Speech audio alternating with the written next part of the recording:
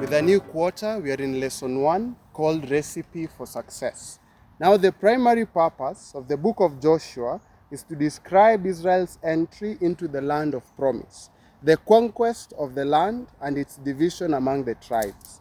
This purpose underlies the message of the book, namely, the faithfulness of God in fulfilling the promise he made to Abraham.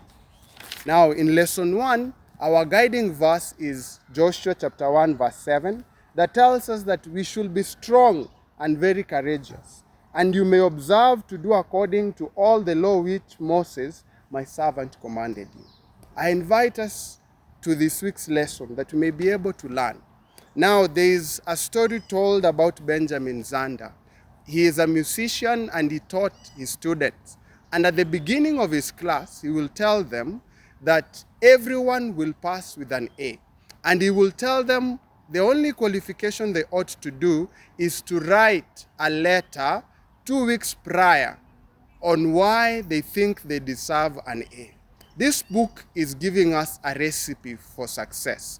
And in this, we're going to learn and how God has given us second chances. And throughout the lesson, we look at a new Moses. We will look at the cross, take and divide and serve. Not only that, we'll also venture into heirs of promises. You know, we are told in Galatians that everyone that is Abraham's seed is the heir according to the promise of which we are.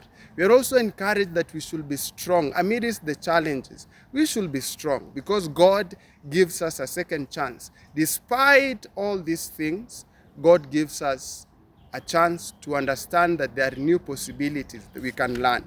Also, there is an opportunity for everyone that whenever there is a challenge, we should take it as a new possibility for a prosperous and a successful journey.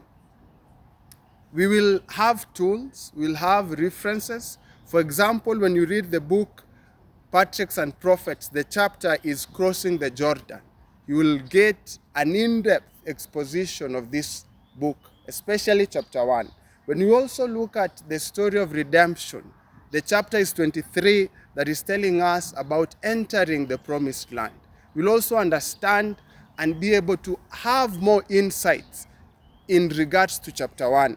Let me read a quote from the book Faith and Works, page 19. It says, "There is not a point that needs to be dwelt upon more earnestly, repeated more frequently, or established more firmly in the minds of all than the impossibility of fallen man meriting anything by his own best good works.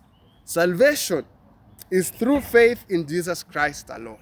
My brothers and sisters, salvation is only through Jesus Christ. I invite us on this journey that God has given us a second chance. After man fell, he gave us a second chance.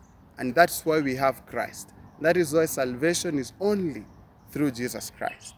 Also, the best book that gives a history of Jesus Christ, my favorite, Desire of Ages, 390, paragraph 5, says this: "As faith thus receives and assimilates the principles of truth, they become a part of the being and the motive power of the life.